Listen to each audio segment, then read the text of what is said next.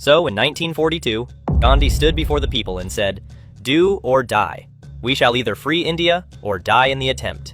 The Quit India movement was born. The demand was simple: leave. Now.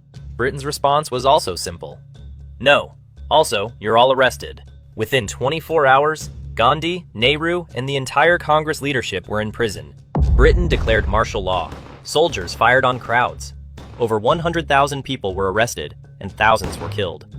Britain had just shown that it could only hold India through naked military force, and not legitimacy or consent. And while a world war was being fought in the name of freedom and democracy, that was becoming a very hard thing to justify. While Congress leaders sat in prison, the Muslim League was allowed to operate completely freely. They allowed them to hold speeches and expand their influence by giving them government positions, which the Congress leaders previously resigned from. In 1945, the war was over. Hitler is dead, and Germany has surrendered. The Allied forces have won, but Britain's pocket was absolutely empty. They were broke. 6 years of total war had cost Britain everything. The Congress leaders are released, but are extremely unhappy with the state they found India in. The economy was devastated. Hindu-Muslim tensions were at historic highs. Back in Britain, Winston Churchill, a war-winning prime minister, defender of the great empire and defeater of the Nazis, lost the elections. The new prime minister was Clement Attlee, a leftist leader who promised Indian independence in his election campaigns, and he began fulfilling it. Attlee appointed a new viceroy to India, Lord Louis Mountbatten. His instructions were simple: go to India, transfer power to the Indians, come home. But there was a small problem. The Muslim League, led by Jinnah, demanded a separate nation, Pakistan. But the Congress, led by Nehru and Gandhi, wanted a single, united India. We are one people. We are two nations. 1. 2. Jinnah called for a direct action day, telling people to show their support for Pakistan and pressure the British and Congress to accept the demand.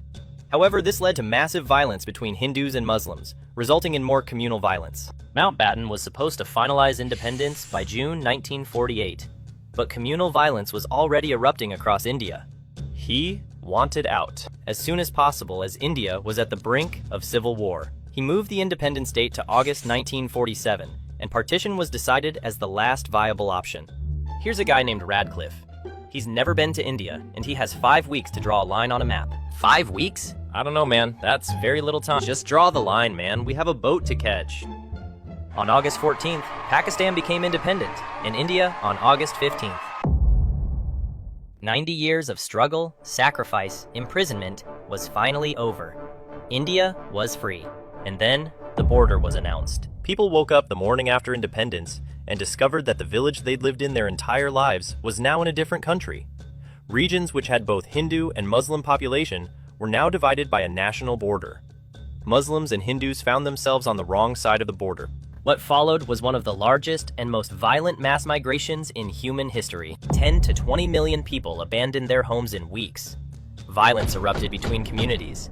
Trains ran between the new countries carrying refugees. Some trains arrived at the stations full of corpses. Every passenger killed. Entire villages were massacred. Between 200,000 and 2 million people died due to communal violence.